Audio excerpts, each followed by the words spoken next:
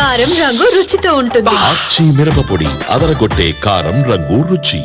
ఏపీలో సంచలనం సృష్టించిన తురకపాలెం వరుస మరణాల మిస్టరీ వేడినుంది. ప్రభుత్వం ఏర్పాటు చేసిన డెత్ అనాలిసిస్ టీం వరుస మరణాల గుట్టుపై పూర్తి స్థాయిలో దర్యాప్తు చేస్తున్నారు. 1-2 రోజుల్లో మరణాలపై నివేదికను కూడా ప్రభుత్వానికి అందించనున్నారు.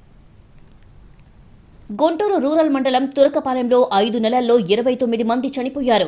మరణాలకు సరైన కారణం లేదు. అస్వస్థతకు గురై ఆసుపత్రుల్లో చేరడం, చికిత్స పొందుతూ చనిపోవడం ఇది అక్కడ జరుగుతున్న తంతు. వరుస మరణాలతో గ్రామంలో అలజడి రేగింది.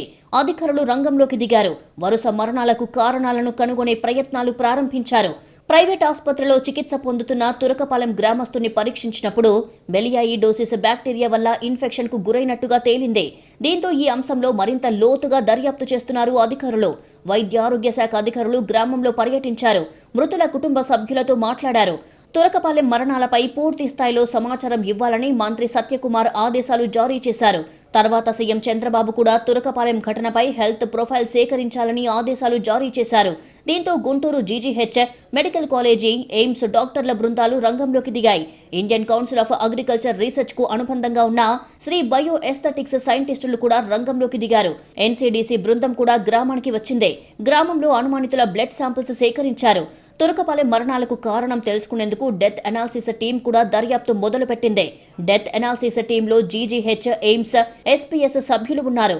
వీరంతా మృతి చెందిన 29 మంది కేస్ షీట్స్ పరిశీలించారు. వీరు ఎలాంటి అనారోగ్యానికి గురయ్యారు, ఎక్కడెక్కడ చికిత్స తీసుకున్నారు, ఎలాంటి వైద్య పరీక్షలు చేశారు, ఏ మెడిసిన్ వాడారు అనే వివరాలు పరిశీలించారు. చనిపోయిన వాళ్లలో ఎక్కువగా డయాబెటీస్, హై బీపీతో బాధపడుతున్న వాళ్లే. అలాగే వీళ్లలో ఎక్కువ మందికి చాలా కాలంగా నిత్యం మద్యం సేవించే అలవాటు ఉన్నవాళ్లుగా గుర్తించారు. అది డెత్ అనాలిసిస్ టీమ్ ఒకటి ఉందండి. మనకి ఎయిమ్స్ నుంచి, ఎస్పీఎం డిపార్ట్మెంట్, తర్వాత జీజీహెచ్ నుంచి కూడా ఒక కమిటీ ఫామ్ చేశారు. అది మనకి కలెక్టర్ గారికి, తర్వాత ప్రిన్సిపల్ సెక్రటరీ గారికి నివేదిస్తారు. పోయిన వాళ్ళది ఆ కేస్ షీట్స్ అన్నీ కూడా చూస్తున్నారండి. 28 కేస్ షీట్స్, 29 కేస్ షీట్లు కూడా తెప్పించి వాళ్ళకి హ్యాండ్ ఓవర్ చేయడం జరిగింది టీంకి. సో వాళ్ళు అనాలిసిస్ చేసి చెప్తారు. సో ఒకటి మనకి అంటే ఈ చనిపోయిన వాళ్ళందరూ కూడా ఎక్కువగా చూస్తే మనకి ఎక్కువగా డయాబెటిక్, హైపర్ టెన్షన్, తర్వాత క్రానిక్ ఆల్కహాలిక్ అంటే ఇమ్యునోసప్రెసివ్ ఉన్న వాళ్ళు మాత్రమే చనిపోవడం జరిగింది. అది మాత్రం మనం చెప్పగలం. గ్రామంలో పరిస్థితుల్ని వైద్య ఆరోగ్య శాఖ అధికారులు నిరంతరం పర్యవేక్షిస్తున్నారు. గ్రామంలో 18 ఏళ్లు నిండిన అందరికీ బ్లడ్ శాంపిల్స్ సేకరించారు.